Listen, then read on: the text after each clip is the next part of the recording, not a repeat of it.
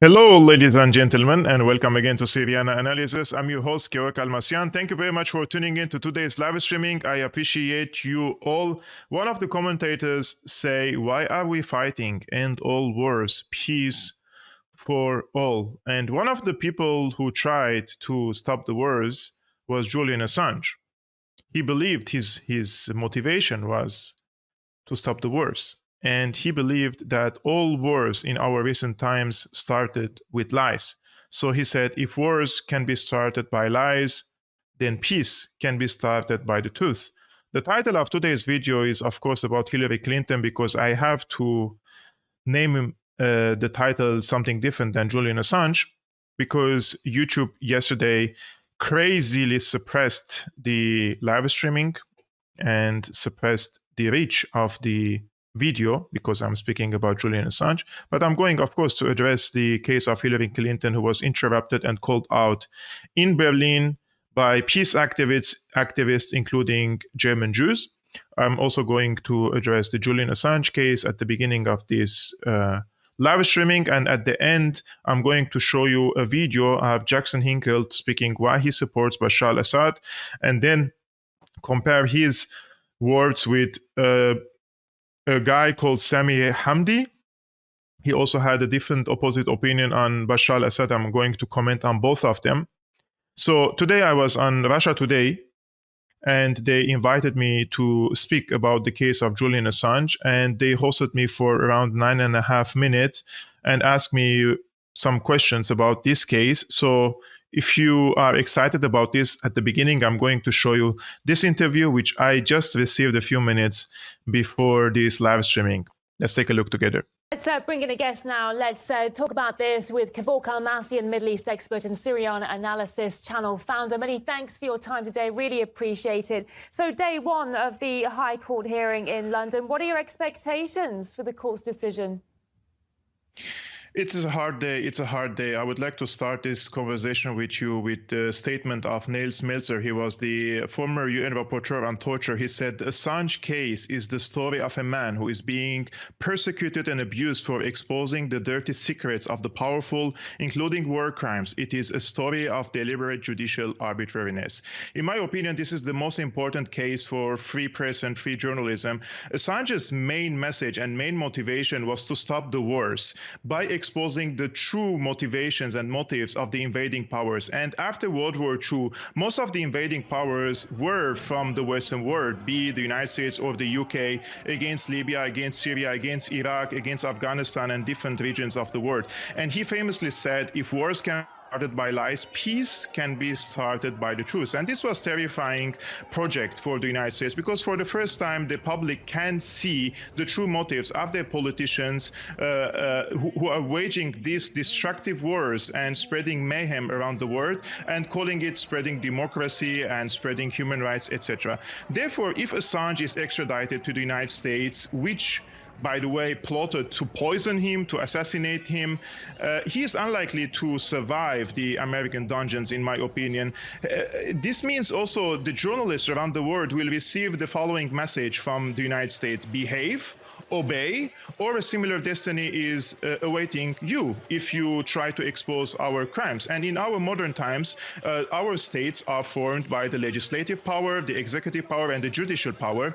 And then we have in parallel the journalists, who form a fourth authority, in my opinion, monitoring the work and the wrongdoings of their own governments, but also on a global scale, what these governments are doing when they wage, for example, wars against the international law. Today, in my opinion, the lawyers of Assange did a great job. They argued that the extradition should not be granted for political offenses, and extradition breaches the European Convention for Human Rights, Article 7 and Article 10, and also argued that extradition risks unfair penalties. And let's remember, there is a brilliant new article, which is very dangerous, in my opinion, by the Declassified Australia. They revealed that the FBI right now interviewing new eyewitnesses in the United States in order to press new charges against Assange if Assange is extradited to the United States. And this is very dangerous, because although the state of Virginia, where Assange will be held and will face court if extradited, they abolished the death penalty. However, several federal laws that could be used to lay further charges against Assange still carry the death penalty. And in the UK, this is forbidden. The UK law forbids the extradition of any person to any place or any extradition where he may face a death penalty. So this is also, it's not only Assange is standing in trial, but also the court is standing in trial. We have to see tomorrow if this court has any credibility, or we will head toward, sorry to say, it will be proven to be a banana court in a banana republic.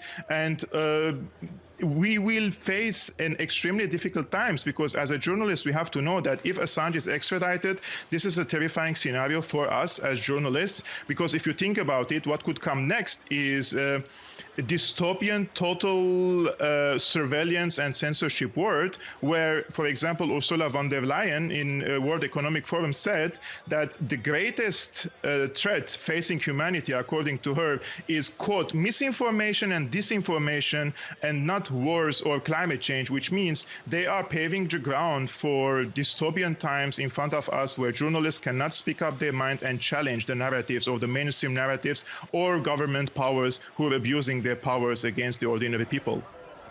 Despite the obvious impact this case has for all journalists, what does this say about the US and its supposed devotion to free speech and the First Amendment?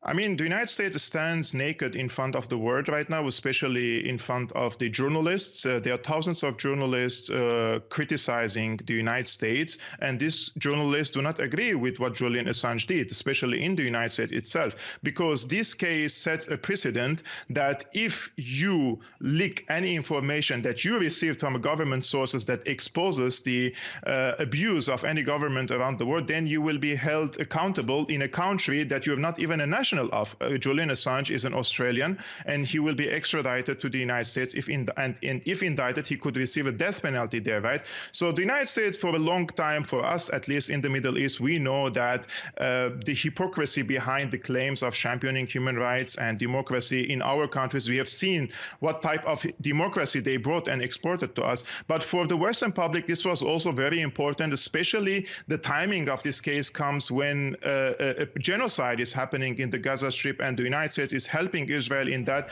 And now this case comes as an addition above the, let's say, the people's scrutiny against the United States. And in my opinion, any empire around the world or any superpower, they have to have certain and certain, let's say, their brand, they have to be sold to the people. And when the people lose this respect to the superpower, I think the rapid demise of the United States as the absolute superpower is coming rapidly. In my opinion, it's accelerating. And these cases also show that the people in the UK, in Europe nowadays, they're losing faith in the United States as a peacemaker, because the United States is the one spreading havoc, as I mentioned, in the Middle East. And now in this case, they're the ones persecuting a journalist for simply publishing an information. Julian Assange did not hack this information. He received this information and he published it. If I receive such an information, I would be glad to publish similar information to expose government wrongdoings, because this is the job of the journalist, and not to try to be a pet for the governments. And unfortunately, we lost the meaning of journalism, and we lost the value of journalism due to the money of the corporations and also the billionaires pumping into the media outlets in order to make the journalists corrupted instead of doing their jobs. There are media reports circulating that suggest that the judge presiding over the Assange case has been paid in the past to represent the interests of MI6 and the British Defence Ministry, who had been targets of the WikiLeaks revelations. What are your thoughts about the appointment of this particular judge and the possibility of a conflict of interest? This is very, very interesting point. And today I was reading in the Declassified UK that the judges, their names are Victoria Sharp and Jeremy Johnson. They have links to the British establishment, and as you mentioned, with the MI6, and they are accused of getting paid in the past by the MI6. And this is a very dangerous, in my opinion, thing, because the judges must be neutral in this regard. And if the judges follow their their instinct or the laws that are laid in front of them, then Julian Assange will walk tomorrow free. But if the judges decide that Julian Assange will be extradited to the United States, then there will be another cases of accusations against these judges. And in my opinion, the location of being this held in the UK, when the UK is also have an invested interest in extraditing Julian Assange to the United States, because the UK was partner with the United States in Iraq, was partner with the United States in Afghanistan, was partner with the United States in my country, Syria. So all in all, it doesn't indicate that the indications are not really positive. I'm not really 100% positive and optimistic about it. However, the pressure by the people was amazing today outside the court, and I hope this continues tomorrow. And I hope there would be further steps, because the people have to continue the sit-ins and they have to block the exit of Julian Assange from the prison if they try to extradite him or put him in a plane, because they say if the decision is made tomorrow to extradite him, he may be put in a plane in a matter of few hours, and Stella and his wife and the legal team will not have enough time to take the issue to the European Court for Human Rights. Kevork Almassian, Middle East expert and Syriana Analysis, channel founder, many thanks for your time. Appreciate it. Thank you. So guys, what do you think about this interview? I really appreciate Russia Today for reaching me out and giving me the opportunity to comment on this very important case during the peak time on Russia Today about a very important topic. I want to just quote our friend Mike. He says, "I give private information on corporations to you for free, and I'm a villain. Zuckerberg gives your private information to corporations for money, and he is man of the year." This is what Assange said. And another friend says, "Did Assange really expose anything we already knew?" The thing is, my friend, that probably he didn't reveal something that we personally didn't know about it, but we have now the evidence to prove, because some of these documents were taken to international courts, to European courts, to indict and incriminate American officials or European officials. Please, we have to know that we know something is one thing, but when we can prove this, that some of the politicians committed crimes, is a completely different thing. Another friend, I just want to say, he said, why did Assange never release anything damaging to Israelis? Actually, he did. And one of the documents that I read was from Syria. And when he revealed how the war in Syria is in favor of Israel, when the Americans are the Americans are trying to trigger a civil war between the Shiites and the Sunnis, and how this will help Israel. And they also released many documents about the Gaza Strip. So I'm sad that you left this live streaming. You didn't want to continue, but he really did it. And I just want also to thank Black Ty for his generous support. Thank you so much, my friend, really, for your support. I really appreciate it. Now, I want to show you what Stella, his wife, said in this regard outside the court. And after the first hearing, just guys, for you to know, there is a second session tomorrow. And I will try to interview one of the journalists who are already there. I cannot promise you, because everybody is extremely busy nowadays with their own work and schedule.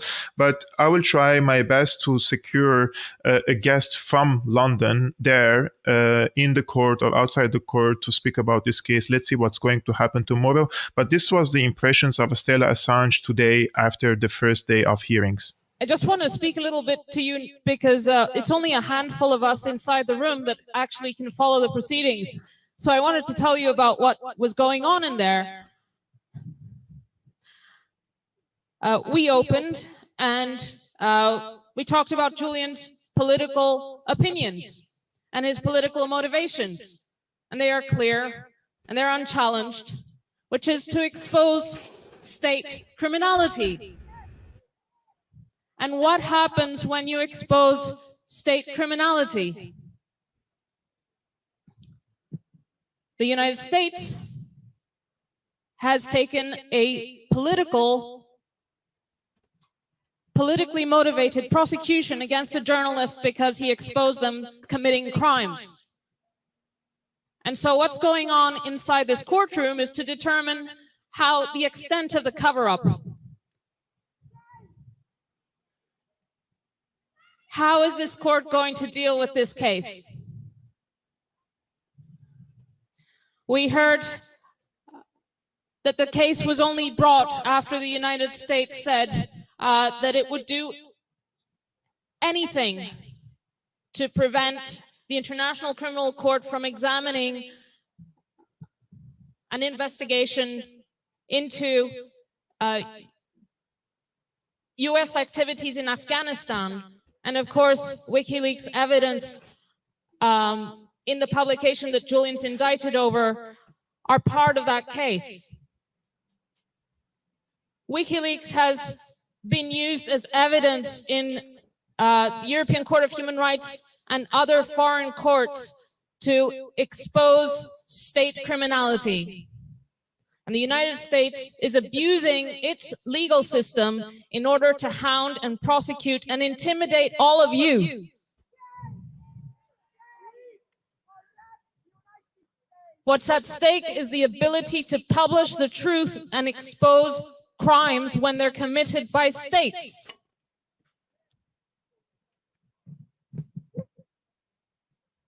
The outcome of this hearing today will make it clear the extent of the cover-up. The only fair, I shouldn't even talk about fairness at this stage, because the country that's trying to extradite him plotted to murder him. What are we even entertaining in these courts? How can any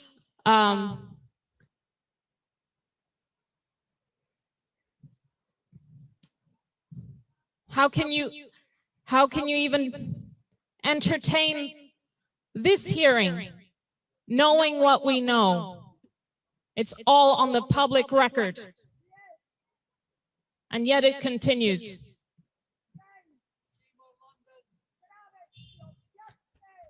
It's only a handful of us in that room, but you know what the stakes are. You understand what this is about. It's about you, it's about us, it's about the public's right to know. It's about the right to be able to speak freely without being put in prison and hounded and terrorized by the state. Thank you. Guys, can you imagine the cruelty of the psychopaths in the US? Like, they're relentlessly pushing for this unjust persecution of a man, a sick man, who was unable to participate today in his politically motivated trial. Like, he couldn't go. He was physically and mentally too tired and unwell to go to this court. And put yourself in Julian Assange's place. He stayed in the Ecuadorian embassy for many years in one room. And then, since 2019, he's been held in a high security prison in Belmarsh since 2019. Put yourself in his place. Like, you would also, your mental and psychological health would also deteriorate, right? And put yourself in the place of Stella. I mean, Stella is a hero. Stella is standing by her man, and you can feel the pain in her chest, right? And you don't have to be an expert to see that she is a good woman and she's a good person. Like, everybody says enough is enough. How far the United States can go? I mean, he's already imprisoned for how many years? Since 2012? In the Ecuadorian embassy, 7 years till 2019, and from 2019 to 2023, he's already serving 12 years. And the woman who leaked the information and these documents to her to him at the beginning, Chelsea Manning, she received 7 years in jail. So how far are they going to go? So this is clearly, in my opinion, a case of teaching a lesson to the others. You know, they want for Julian Assange to be a lesson so that no other person comes and plays similar games. with the United States. They are going to teach the rest of us a lesson. And this is very terrifying if you think about it. And when Stella said this is about state criminality, she is very correct. Julian Assange's main motivation was to expose this state criminality. But this state criminality, behind the criminality of the state, there are individuals, there are people like or politicians, they are decision makers, they are military contractors, they are people who took the decision to commit the crime or go to wars, right? And these people must be held accountable for the crimes that they have committed. And after World War II, the vast majority of the killing happened by the United States. Millions of people perished due to the wars waged by the United States. Nobody can even counter that argument because there is none. That's the truth of the matter, right? And in recent times, one of the war criminals who never stood trial is George Bush, Tony Blair, Barack Obama, Hillary Clinton. There's so many, like if I have to start counting their names now, then the rest of the live streaming, the next 35 minutes will be counting names.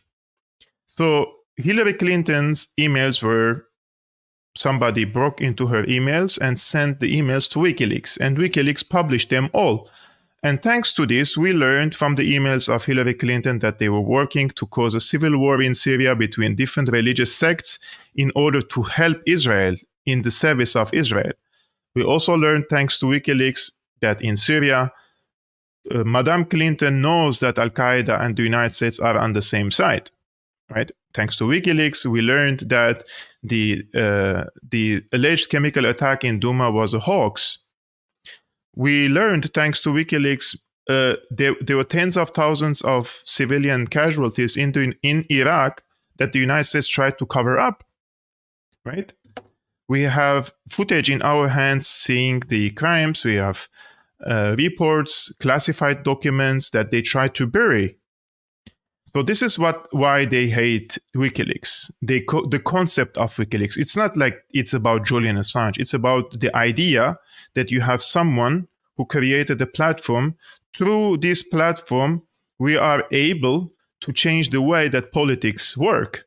And the people behind the politics, they don't want things to be changed, right? They want everything to be behind closed doors, in shadow, in darkness. So we are not aware what are they doing and why they're doing it. We know these things, but there are many people do not know why are they waging these wars, right? So WikiLeaks has given them a big service. And one of the people that I mentioned, Hillary Clinton, another war criminal from the United States and responsible for arming and the radicals in Libya and the murder of Gaddafi, and then sending all these weapons to Syria.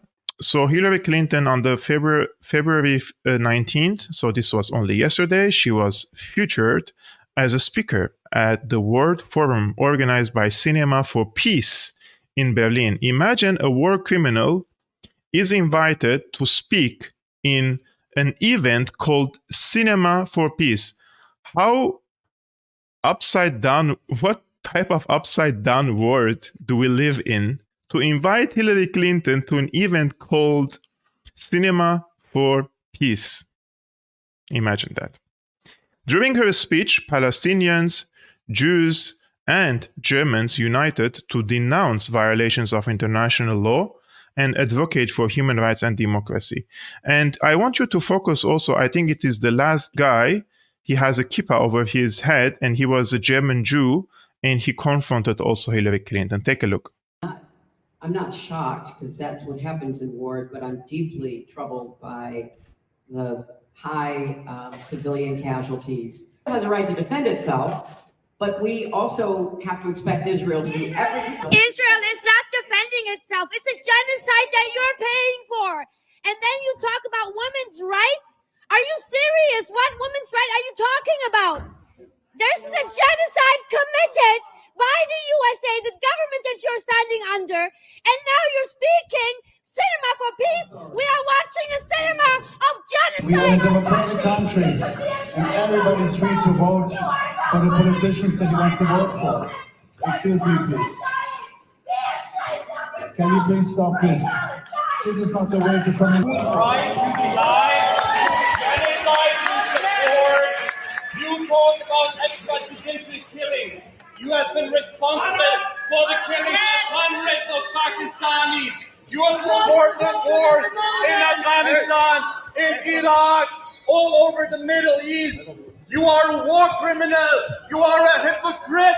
Shame on you. Shame on all of you for supporting imperialism. Down with imperialism, whether in the East or the West.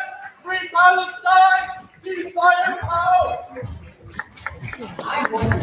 The greatest loss of life of Jewish people since the Holocaust. How dare you speak about human rights while Palestinians are being murdered in the name of protections of human rights? It has nothing to do with human rights. It has nothing to do with the protection of Jewish people. All you care is about racist Jews. All you care is about white supremacy. Shame on you. Shame on you. Free Palestine. Shame on you. You should not shout at a woman. Very interesting. When Russia has been bombing hospitals, schools, kidnapping children,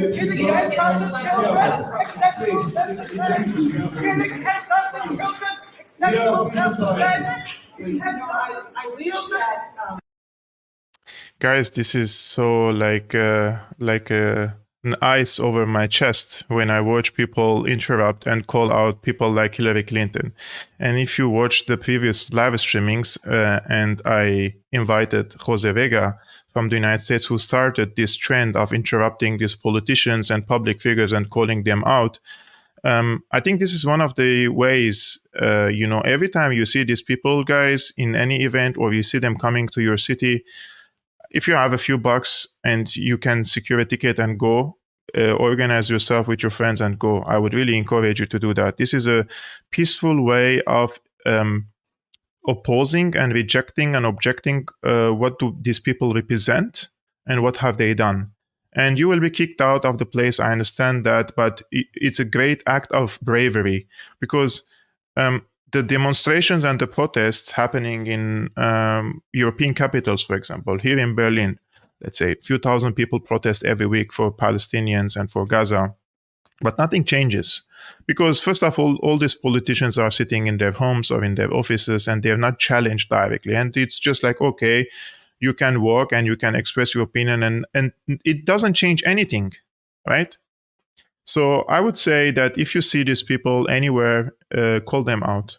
Call them for what they really are: war criminals, complicit, and hypocrites, right? So that's a great way to start. And the United States is complicit with the onslaught against the Palestinians in Gaza. There is no way to reject that notion. This is a new article published by Aaron Mate. He says, for Biden, ending Israel's mass murder in Gaza is a non-starter. At the White House last week, President Biden claimed to have concerns about Israeli plans for a ground invasion of Rafah, the southern Gaza area where more than 1 million Palestinians have fled.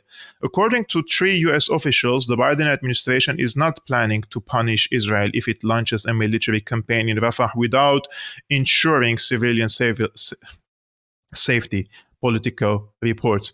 In another likely sign that Biden supports the Israeli assault, its allied regime in Egypt, according to him a U.S. client state, is now building an 8-square-mile walled enclosure that would cage fleeing refugees on its side of the Rafah border.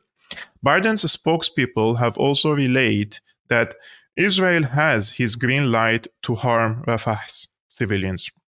We are going to continue to support Israel, John Kirby said at the White House, and we are going to continue to make sure they have the tools and the capabilities to do that.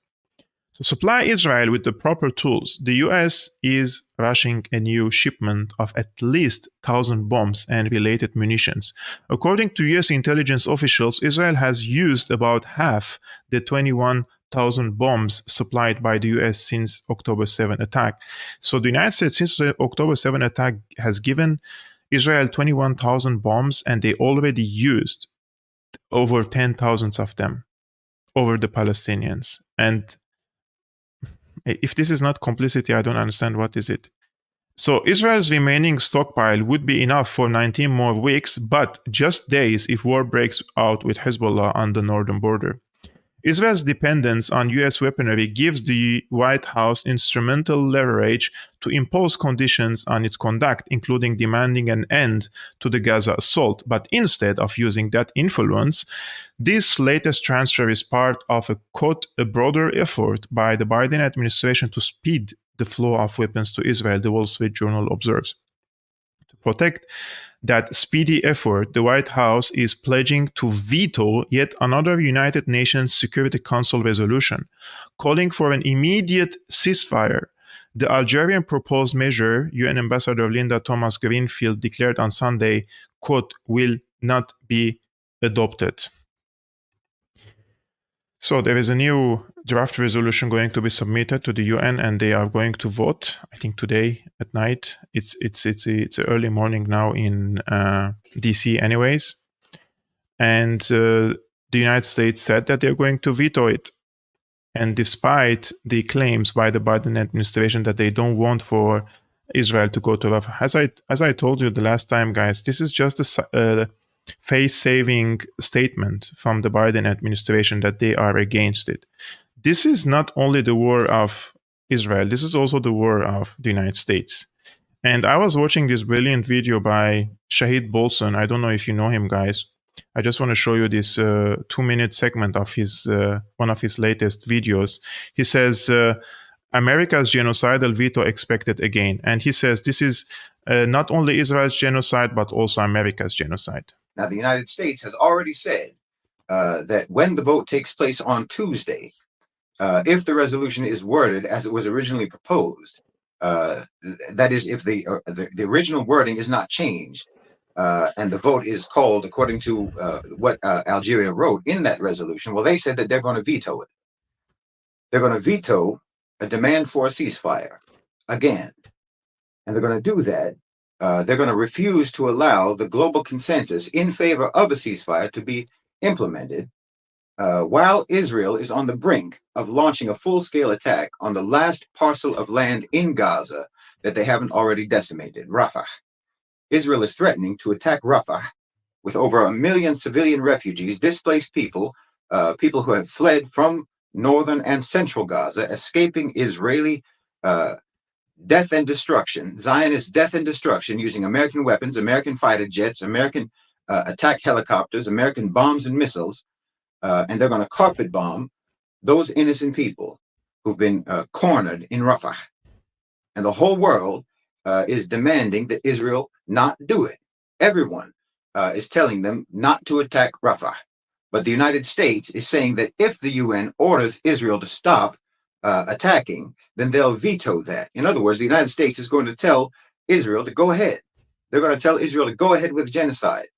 Go ahead with wantonly murdering countless innocent civilians in Rafah who are huddled in refugee tents, who are starving, and who are, all of whom are, the last surviving members of their families. The U.S. is telling Israel to finish them off. It's genocide by veto. The United States has announced to the world that they're going to inflict a genocidal veto against the helpless people of Gaza on Tuesday. And they said that they're going to do it. You won't believe this. They said that they're going to do it because they don't like the wording of the ceasefire proposal. Imagine. Because they don't like the wording. They're approving the massacre of thousands of people, and they aren't ashamed to use semantics as their justification. Meanwhile, official... So, guys, as one of the commentators warned me now in the live comment, he said that it's been already vetoed and only 30 minutes ago. So just after I started the live streaming, breaking news, US veto another Security Council resolution calling for humanitarian ceasefire. The resolution was proposed by Algeria. 13 countries voted in favor and 1 abstained in UK and 1 veto by the United States. So this is the hand, guys, that is soaked with blood right now, right?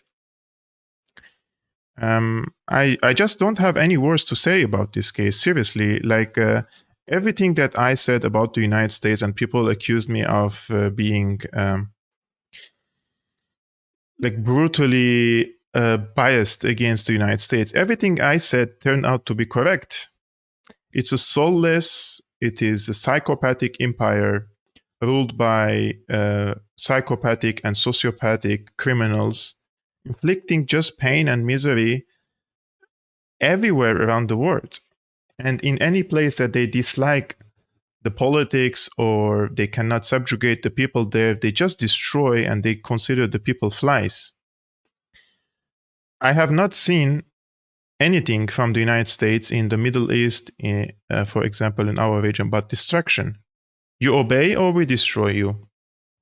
And the Palestinians have paid the biggest price in this case, right? I mean, the Syrians also, the Iraqis also, we also paid hundreds of thousands of casualties from our people because of the US wars. One of the commentators said, I thought today's live streaming is going to be about Julian Assange, and I think you just tuned in right now, my friend. I already did that at the beginning of this live streaming. If you go back, the first half was about Julian Assange. But unlike the United States, Brazil is now challenging Israel. Brazil president compares Israeli atrocities in Gaza to the Holocaust. At the 37th African Union Summit in Addis Ababa, Ethiopia, this weekend, Brazilian President Lula da Silva likened Israel's assault on the Gaza Strip to Adolf Hitler's extermination campaign against the Jews. Lula called Israel's ongoing assault on Gaza, which has killed nearly 29,000 Palestinians, mostly women and children, unprecedented. He went on to compare the systematic attacks upon the Palestinian civilian population to the Jewish Holocaust. Taken aback by the comments, Israeli Prime Minister Benjamin Netanyahu accused the Brazilian head of state of, quote, trivializing the Holocaust and trying to harm the Jewish people and Israel's right to defend itself. Israel's foreign ministry summoned Brazil's ambassador to the country to express an official reprimand. Shortly thereafter, Brazil's foreign minister Mauro Vieira spoke personally with Daniel Zonshin, the Israeli ambassador to his country. On Monday night, in a private meeting in Rio de Janeiro, Vieira expressed his government's discomfort amid the diplomatic row, referring to the statements made by Netanyahu as unacceptable. O que está acontecendo na faixa de Gaza com o povo palestino não existe em nenhum outro momento histórico. Aliás, existiu quando Hitler resolveu matar os judeus. So Benjamin Netanyahu is very infuriated by these comments and also his far-right radical government. And they're asking for Brazil to apologize. And Brazil says will not retract Lula's Gaza comments in diplomatic row with Israel. So Brazil doesn't intend to retract President Lula's comment comparing Israel's war on Gaza to Hitler's treatment of Jews that sparked a diplomatic rift between the countries, sources with knowledge of internal discussions said on Monday.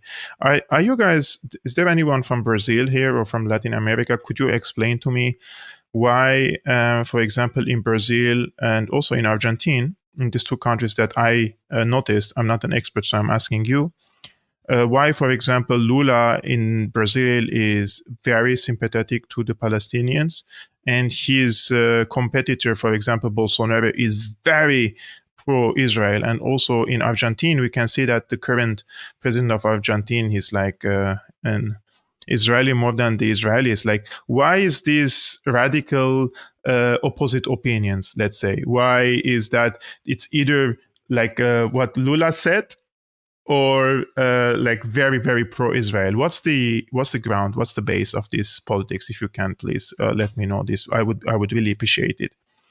And the other country that is also challenging Israel is South Africa, which took Israel to the ICJ, right? And because it took Israel to the ICJ, now we have South African and American relations will be scrutinized as U.S. lawmakers seek to review ties, cite ICJ case. So, for how long will South Africa remain a solid and strategic U.S. partner on the continent? The U.S. State Department terms its relations with the South African nation as strong. However, U.S. Congressmen John James and Jared Moskowitz would like the ties to come under review. They introduced a bill in the House of Representatives on February 6 that seeks to undergo a review of the bilateral ties between the United States and South Africa. Representative John James accused Pretoria of building ties to countries and actors that undermine the U.S.'s national security and threaten the U.S. way of life through its military and political cooperation with China and Russia and its support of U.S.-designated terrorist organization Hamas. It calls South Africa's ICJ case against Israel a politically motivated one and claim it is wrongfully accusing Israel. So guys, if you are an independent country and you want to have good relations with China and Russia, then you're challenging the way of life in the United States. So if you're an American, please be careful of the African increased alliance with China and with Russia and with India probably and the rest of the BRICS countries. This is beyond parody, man. Guys, we are around 300 people watching this live streaming. I would truly appreciate if you just hit the like button, thumbs up while you're watching. It truly helps me with the algorithm of YouTube and with the growth of this channel that I believe it deserves a little bit more viewership and followership.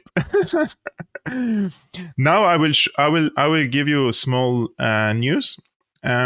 In the past few days, I realized that Jackson Hinkle is following me on Twitter. So I followed him back and he posted something about Syria. And I told him, I quoted this. So I'm going just to show you quickly. Okay. So this is it. I said he posted this 3.5 minute video. He said, why I support Bashar al-Assad and Syria. And I quoted his tweet, the video. I said, should Jackson Hinkle invite me to his show? I have documented the CIA covert operations in Syria since 2011. I'm sure his audience would be eager to hear it from a Syrian about the CIA-led regime change war and why the US wanted to oust Assad. And he said, yes, would love to. I will reach out soon. So soon, hopefully, I will go to the show of Jackson Hinkle. I would be happy to go because he has a big following, a huge following, I would say. And if you know me, you know that we have different styles, but I would like to make bridges and not walls. So I would like to go to his American audience and Western audience and try to speak my opinion about what happened there. And if he likes to challenge my opinions, I have no issue with that.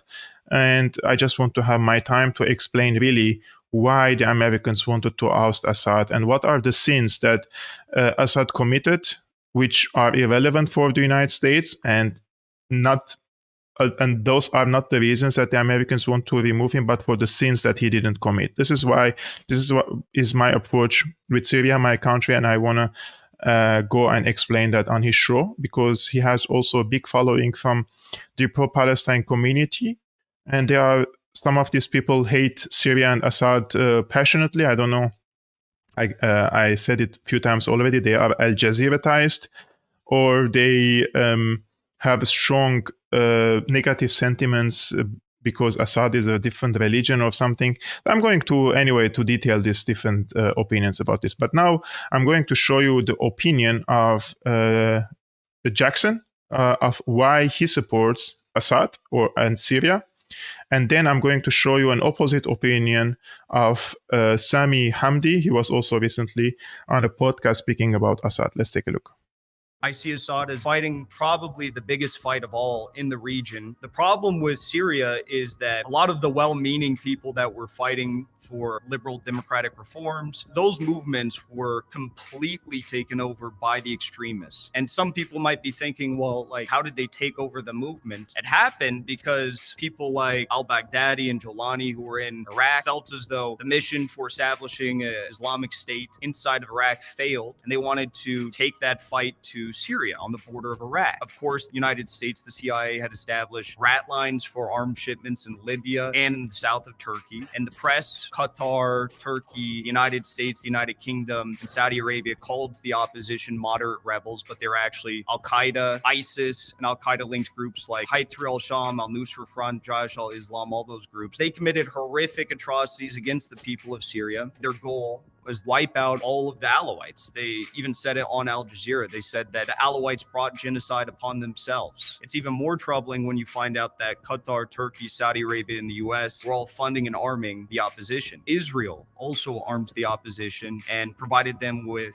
air superiority in the south. And some people might be wondering, well, why is it happening? The fact is that Assad, you may like him, you may not, but he was the only Arab League state who was still allied with Russia and still allied with Iran. And a lot of people in Turkey, in Saudi Arabia, Qatar, and the United States were worried that this was going to provide some sort of a deepening of Russian influence in the region. And the Gulf states and Al-Qaeda were worried that it was going to provide the deepening of the Shia influence in the region with Iran as one of their closest allies. And they say, but Jackson, what about the chemical attacks in Ghouta and Douma? There was hundreds of these alleged chemical attacks that took place, but they all took place in areas that were controlled by Al-Qaeda and ISIS. There was no evidence, no proof of anything. There was just allegations. In most cases, no videos or photos or anything like that. And in 2013, Barack Obama said, my red line for intervention in Syria is to have a chemical attack that Assad might carry out. We saw one of the most horrific acts of the whole war. 1,200 individuals were killed in eastern Ghouta. And this was done under the guise, allegedly, of Assad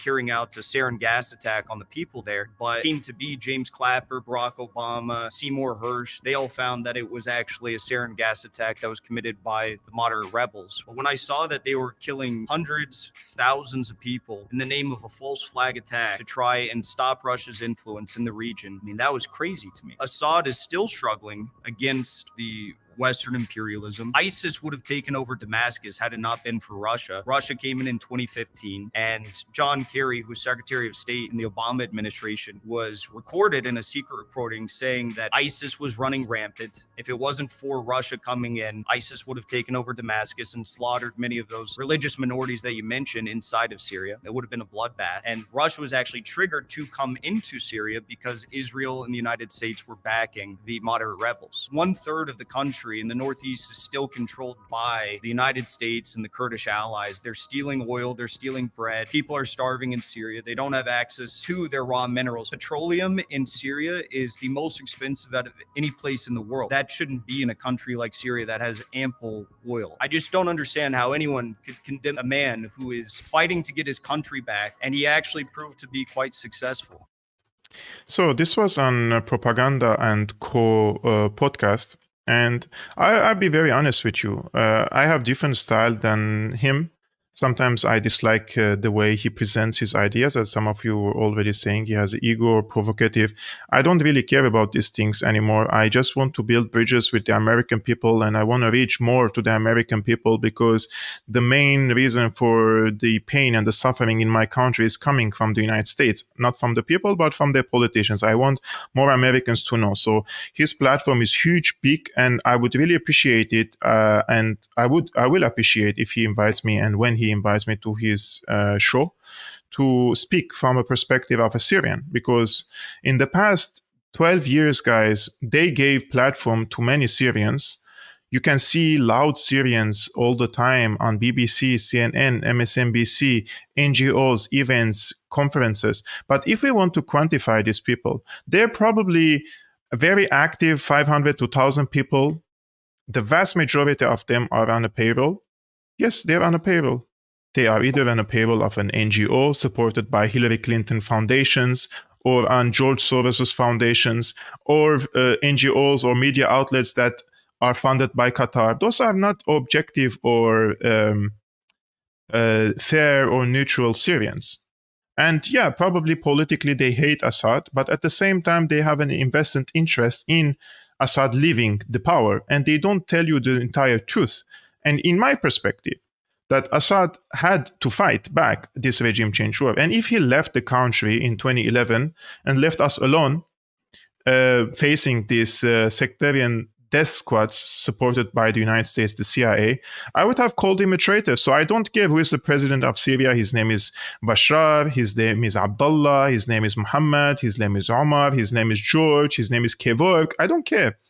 I just know that according to the constitution of Syria, the president of the country has the obligation to defend the sovereignty of Syria and to defend against a foreign invasion. And if this foreign invasion is happening through, let's say, non-conventional methods, then He has to cope with that. And I know that the Syrian government has made tons of mistakes, like from corruption, from sometimes using excessive force. I know all these things.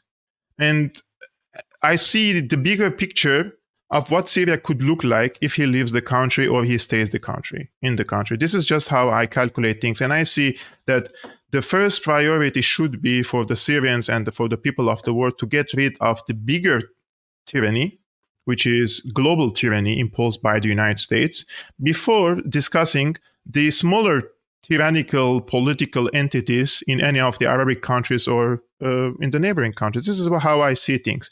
I see that we have to liberate ourselves first from a hegemony of a superpower, from the dollar, from the slavery that the United States is trying to impose on the people. And then we can discuss on a smaller level, the liberation movements from the smaller tyrannies. So another guest he was on the Propaganda and Co this week was this guy. It's like, he's a joke, really. Sami Hamdi. And this is what he has to say about Assad. And I will comment on it when we listen to it. We've seen Israel bomb the Syrian airport dozens, if not hundreds of times over the last few years. Syria has been unable to deter Israeli attacks, clearly weakened by the decade-long civil war and the presence of U.S. troops on their territory. I don't think anyone expects them to join the fight against Israel. Still, Syria has a role to play. Can you help us understand what their position might be? I think Syria is non-existent. It doesn't exist for it to have a role to play. I think that what Israel is bombing is now an Iranian proxy and pro-Iranian militias that are in Syria. Assad does not have the power to order a counterattack on Israel, does not have the power to resist Israel.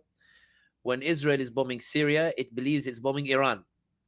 And Iran is deciding whether Syria retaliates or not. Iran is deciding the mobilization of the forces on Syrian territory to apply pressure on Israel.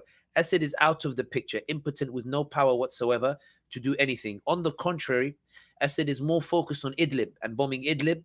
At the same time that there's a genocide taking place in Gaza, there's a bombardment of Idlib as he seeks to take advantage of the diversion of attention to the genocide to try to finish off those in Idlib and retake all of Syria. But he's struggling because the Turks are still bombing the Kurdish positions, and the Russians are there and the Americans are there. In other words, I think that when Israel is attacking Syria, I think it has much more to do with Iran. And I think in this particular context, Syria's role is primarily as a launch pad for Iran to keep the pressure up on Israel. And I think in reality, it's a damning indictment on Syria itself. Bashar al-Assad destroyed the whole country. You know, all the people wanted was a chance to choose their rulers and stop, you know, a family rule that lasts 2 decades. He said, I'd rather destroy and burn the whole country than allow the people, you know, to choose their own leaders. And, you know, Syria is now effectively irrelevant. So it's quite funny to see someone like him repeating CIA talking points and challenged.